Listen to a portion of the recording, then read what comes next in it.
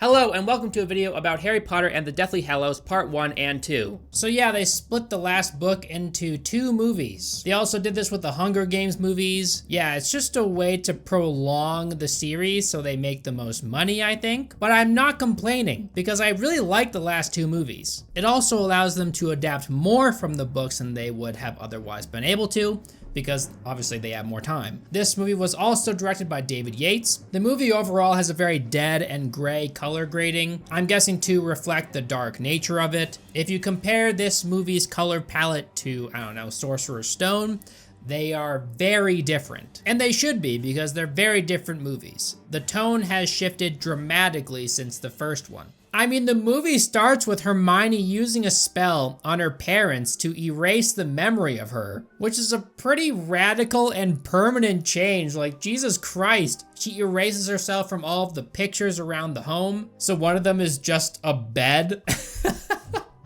So her parents are gonna walk around and be like, why did we decide to frame a bed again, honey? Like, just a bed? Did we really like it or something? Why? And what about the other people in her family? Cousins, aunts, uncles, her dentist, her doctor, grandparents, family, friends, neighbors? What? She would have to go to so many different people. It'd be almost impossible for her to erase herself entirely. Her neighbors being outside and asking her parents how Hermione is would ruin everything, because obviously they'd be like, well, who's Hermione? And they would respond, your daughter. And they'd be like, we don't have a daughter. And then they'd be like, what? I'm pretty sure you have a daughter. Maybe we should call the police on these people because they sold their child into sex slavery or something? What's going on? Voldemort has a problem in this movie. His wand is not able to kill Harry because it's linked with Harry's wand, and he believes that if he uses someone else's wand that he'll be able to kill Harry Potter. So he takes Lucius Malfoy's wand, a very pretentious wand that he keeps hidden in his cane. He breaks the snake head off of it, and it's hilarious.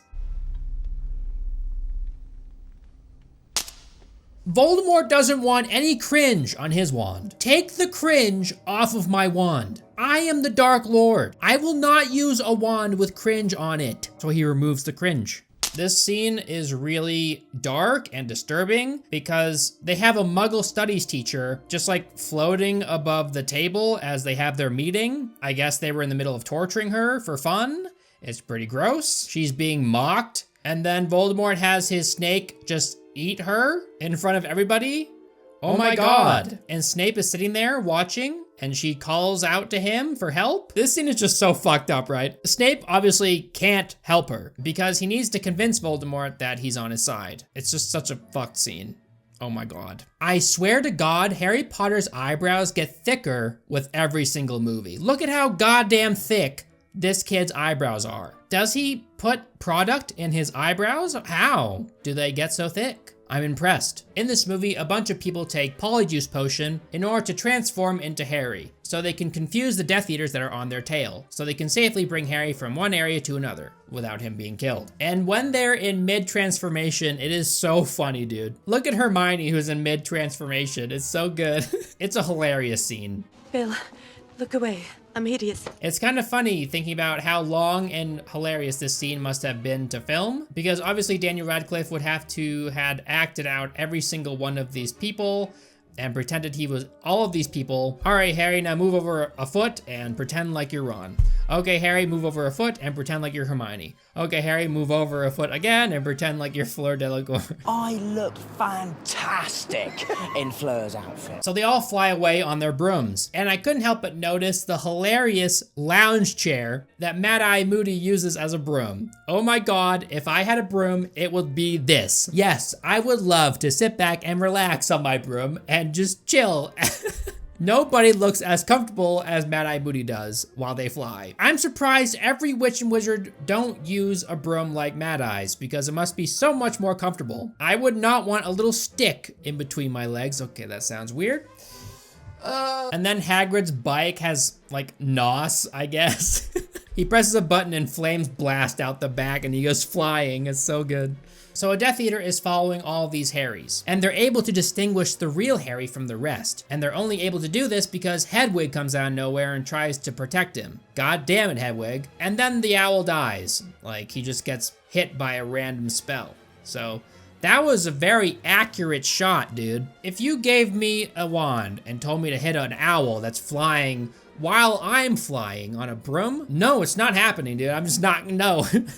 But I guess this guy's extra accurate today. Also, kind of a huge oversight by Harry to not cage his owl. Like, what? Was this owl just flying around randomly? Why? And how do these Death Eaters know that this owl is Harry's? Like, what? It could have just been a random owl. They know about Hedwig? How? So the Death Eater calls Voldemort in, and Voldemort's like, hey, fuck you, Harry. And he tries to kill Harry, but Harry's wand just magically just shoots back at Voldemort. A lot of the times, Harry is saved just because the world wants to save him, and the magic is on his side. It's just luck. Yeah. During this scene, Mad-Eye Moody is murdered, and Harry feels responsible. So what does he do? He tries to abandon them in the middle of the night. Wow, Harry. Yeah, he's trying to save them because they're all putting their life on the line for him. He feels guilty, I get it, but yeah. And then Ron comes out of nowhere and he's like, dude, we're not just doing this for you, you know. So yeah, Dumbledore had some items gifted to the kids, and Harry is gifted a snitch. And it says, I open at the close. And I guess he's supposed to understand what that means. I wouldn't blame him if he never understood what that meant. They know that there's something inside, but it won't open for some reason. And he doesn't realize that he caught the snitch in his mouth and it will open only when he touches it to his mouth. But what if he never learned that? Like, what if he never realized? Well, I guess he's just fucked then, right? And then they have a wedding. Why is there a wedding? Why? The Dark Lord is taking over the world. All of your lives are at risk. I know that they want a little bit of a distraction from everything that's going on.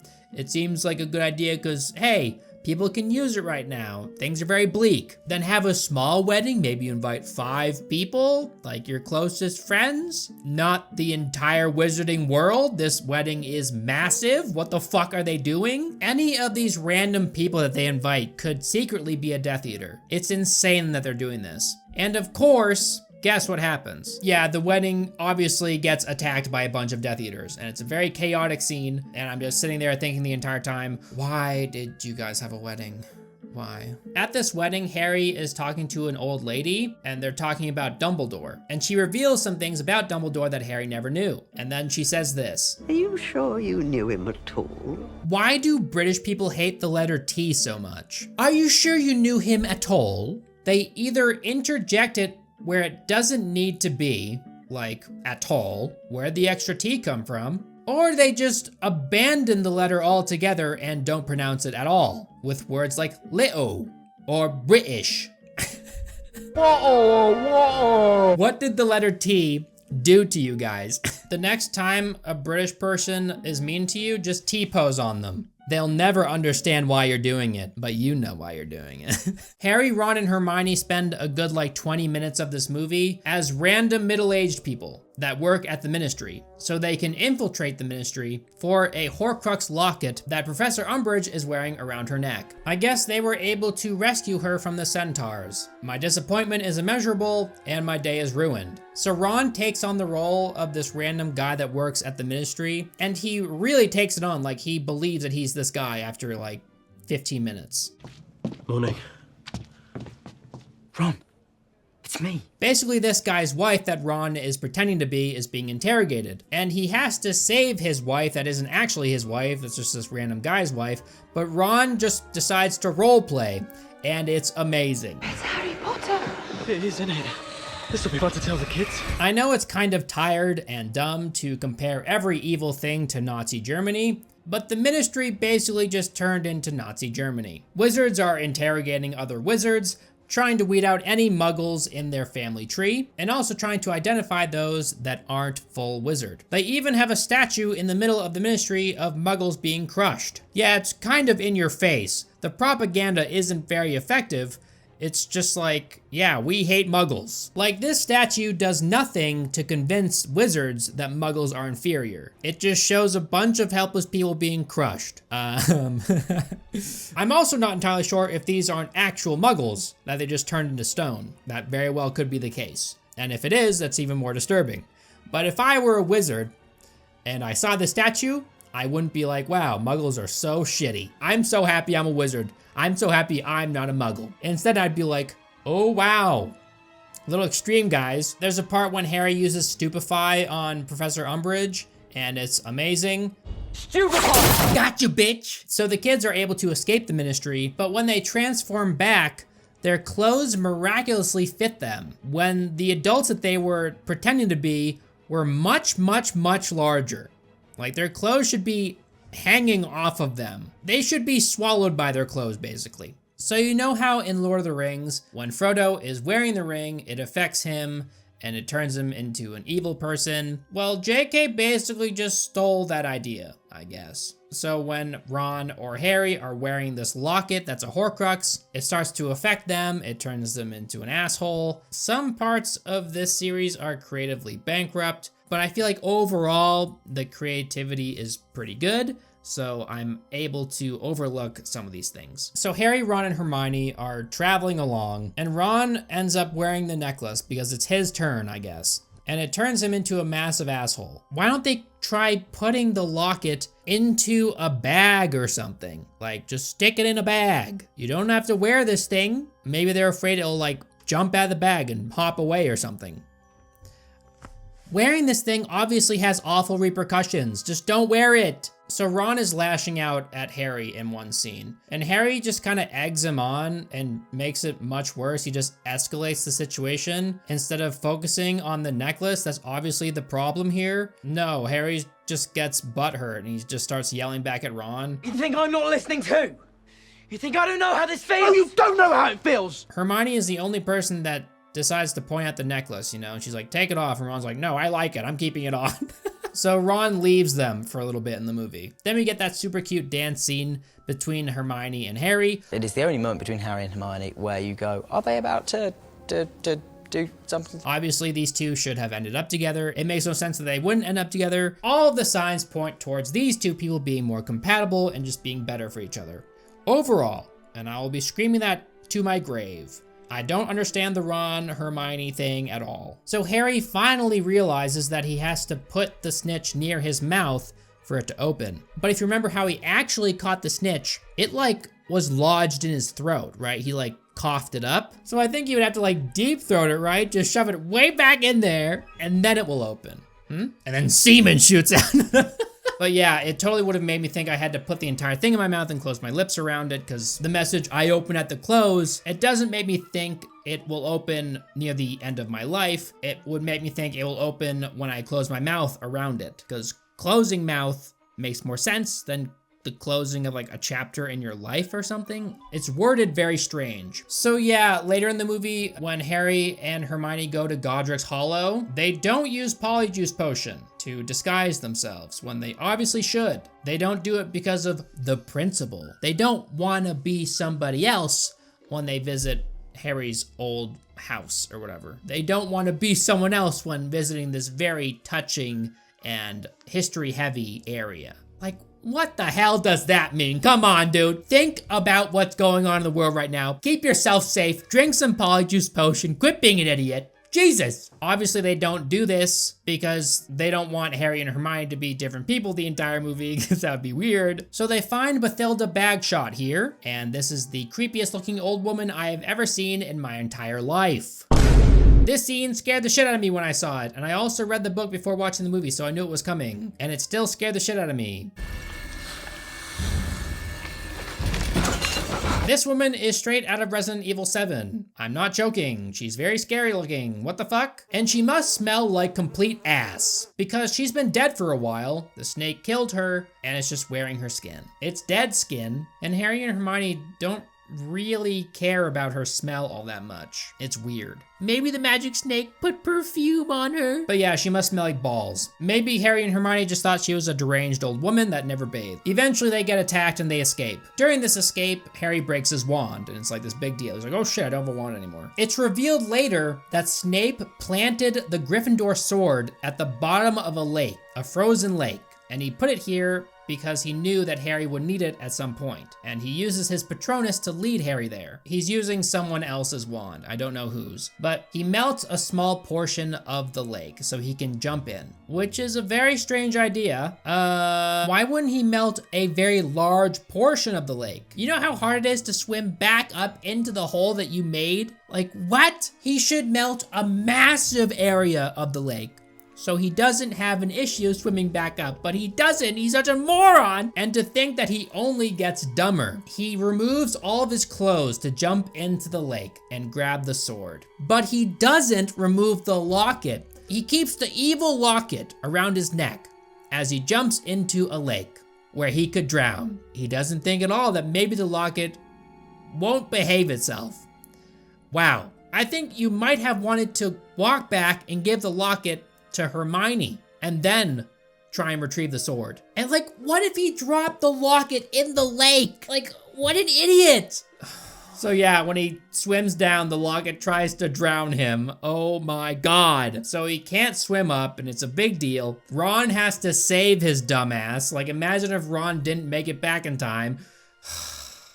And remember that spell that Harry used during the Goblet of Fire that like rocketed his ass out of the water? Remember, he just like torpedoed right out of the water. Why didn't he just do that? You're dying, dude. Use that torpedo spell and blast your ass out of this lake.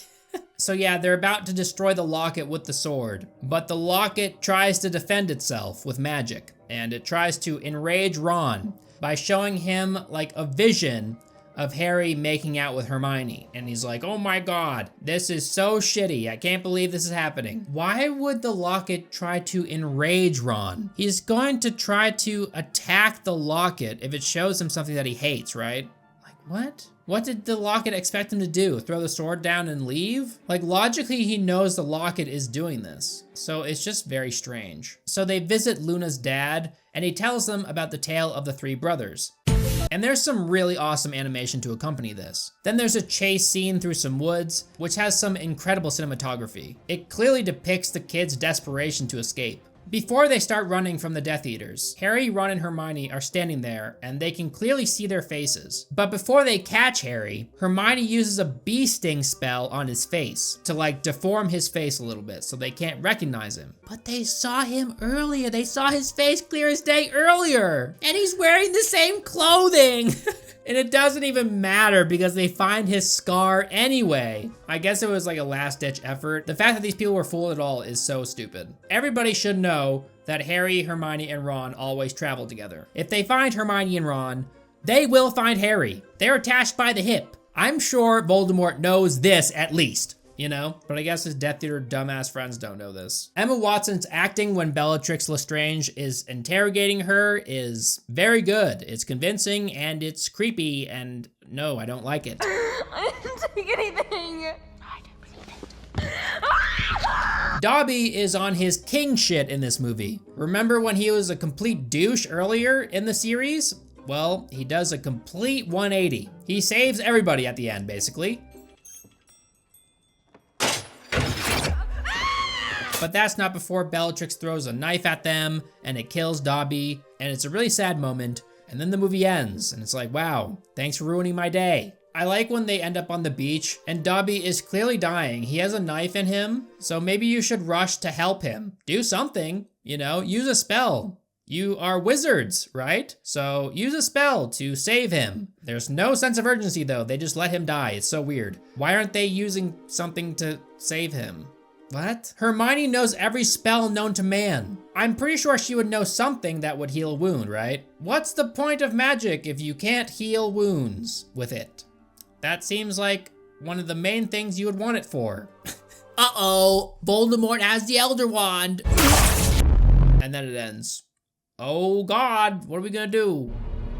Last movie, The Deathly Hallows Part 2. I think this is my favorite movie in the entire series, which is very rare to happen for me. The last movie in a long series of movies is very rarely my favorite. I think this is the only case I can think of. I love this movie. It's really good. David Yates is the director again. This is the darkest movie in tone by a long shot. Basically, in this movie, they're hunting down horcruxes, and they know that Bellatrix Lestrange has one in her vault at Gringotts. Hermione, very conveniently, has one of Bellatrix's hairs. So then there's a scene of Hermione acting as if she's Bellatrix so they can infiltrate the bank. And it's really funny. Helena Bonham Carter's acting during this part is awesome. I wish to enter my vault. She has to act as Bellatrix, as Hermione acting as Bellatrix. But watching Helena do me was bizarre. She's uncanny, isn't she? She's uncanny. They're able to successfully infiltrate the bank with the help of a goblin. They're on this minecart thing, and it stops mid-track because an alarm was set off that these people are infiltrating the bank, and a door opens, and they fall out. Guess where they land? Next to the dragon guarding Bellatrix's vault. So, I mean, that was very convenient. The dragon is restrained by some chains, but based on this scene of them escaping with the dragon, I don't think these chains would do much to restrain it. But whatever. They have these little devices that they shake, so the dragon thinks it's about to get hurt, and it's scared. In this movie, we meet Dumbledore's brother, Aberforth. He never got over the death of his sister. He's much different than Dumbledore in a lot of ways, and I think it was pretty cool how they fleshed out Dumbledore's family in this movie. So Snape is the new headmaster of Hogwarts, and then there's a scene of McGonagall fighting him, and it is awesome!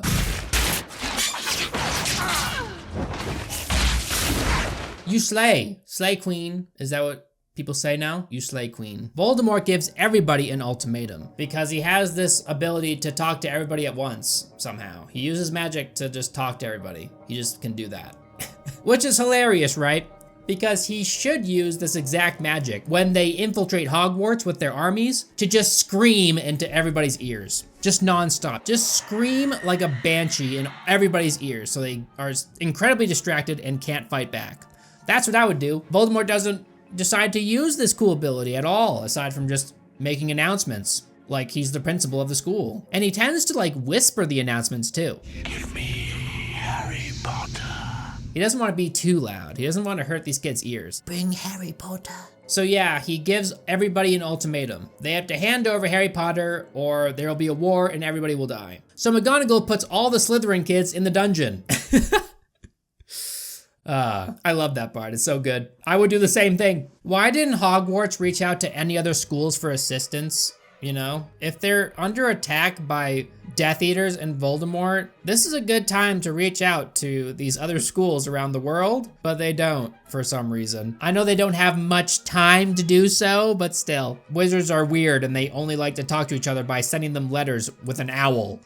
Like, come on, dude. Muggles are way more advanced. Wizards are shit. We have the internet, we have robots. What do you have? Like stupid little, like we have guns. Come on, dude. So the kids have to acquire a basilisk fang because they know that they can use it to destroy a horcrux. But Harry's not with them. So Ron just uses Parseltongue to enter the Chamber of Secrets because he remembered how to do so? Like what? Harry talks in his sleep. Have you noticed? In what world does Ron just randomly know Parseltongue? It's so stupid. Also, it's really silly that Voldemort decided to keep all the Horcruxes in the same area of the world. Come on, dude. Send one to China. Send one to Hawaii. Send one to Antarctica. Like, what are you doing, dude? He's so bad at keeping these things from being destroyed. Later in the movie, we get the Ron and Hermione kiss. Something that Emma Watson remarks as the worst thing that she's ever done. Wow. And she says this in front of Rupert Grint. Was the most horrifying thing either of us. F's in the chat for our boy Rupert. Holy shit. I've never seen someone friend zone so hard in my life. And he has to clarify that he loves her as a friend in the reunion. It's so painful. I love you. As a friend. One of Draco's moronic friends decides to use a spell that he can't control, and it ends up devouring this entire room that Harry and all these kids are in. And Harry ends up saving Draco's life. Draco never thanks Harry for this. It's so weird. Like, come on, dude. Clearly your friends are douchebags. Draco is such a weird character in this series. Remember Lavender Brown? Well, yeah, she got eaten by the wolf guy. But they don't show us Ron's reaction to this. Ron had the most involvement with Lavender Brown in the series. You'd think it'd be important to show us his reaction to her death, but they don't. I know he thought that she was annoying, but come on, like, this is pretty fucked up. The battle for Hogwarts is awesome. I loved it. I thought it was pretty cool how they made that bubble shield around the school, and McGonagall uses a spell that she's always wanted to use. She basically activates the stone statues of soldiers around the school so they can defend the school. I've always wanted to use that spell. Aberforth shows up to defend the school, and it's pretty epic. Snape's death is so brutal. It hurts every time I watch it. Nagini. Kill. I know Voldemort is kind of an asshole, but as far as he knows, Snape was very loyal to him for a long time. And since Snape was the one that killed Dumbledore, Voldemort believes that Snape is the one that controls the Elder Wand. So he has to kill Snape in order to control the Elder Wand. But he doesn't just use the death curse on him. Like, that would just be too easy. Instead, he sticks his snake on him so he can die slowly. It's fucked up. Like, damn, this guy was loyal to you. Jesus. A quick Avada Kedavra would have been really nice, dude. But of course, we need Snape alive so Harry can talk to him and get the tear from him that he can use in the pensieve later. And we get that really cool scene of, you know, us finding out who Snape really is. And the plan all along was for Snape to protect Harry and whatever. I know this movie has its flaws, but I think the reason I like it more than the rest is because of the emotional weight and impact that it has. When it's finally revealed what Snape was doing this entire time, it hits hard, you know? Like, it's a big moment. And there's some really cool action scenes in this movie. I love that McGonagall gets to shine in this movie. I love the part when Mrs. Weasley gets to defend her family against Bellatrix and she defeats Bellatrix. Not my daughter, you bitch! I think really I should have defeated them. But anyway, I left that to others. I guess this movie is my favorite because it's so satisfying. Seeing everything wrap up is really cool. And the fight between Harry and Voldemort is pretty awesome. When Harry watches Snape's memory through the pensieve, it's such a powerful moment. But the real reason this is my favorite movie is because of the awkward hug that Voldemort gives Draco. Oh God, it's so good. Well done.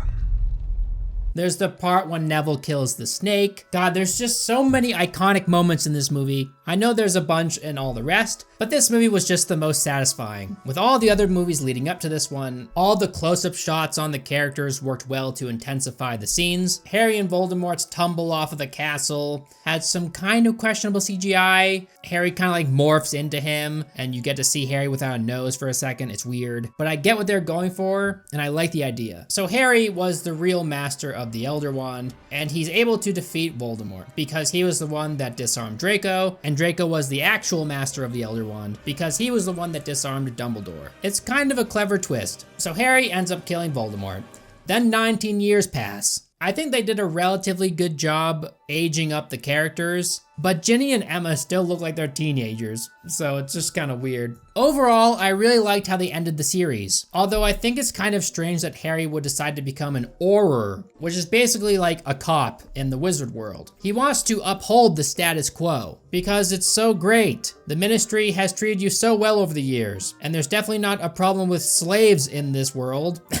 There are literal slaves, and Harry decides to be a cop? Like, what? Oh my God. It's just weird, right? It's just weird. I think it would have been better if he decided to be a politician or something. Like, try and change things in the world for the better because you know how awful they are. But whatever, I'm not talking about that. Thank you guys so much for watching this video. I really appreciate it. If you're interested, the links to all of the Harry Potter videos will be in the description, as well as the video that I made on the Fantastic Beasts movies, which thankfully remained monetized. I don't always lose.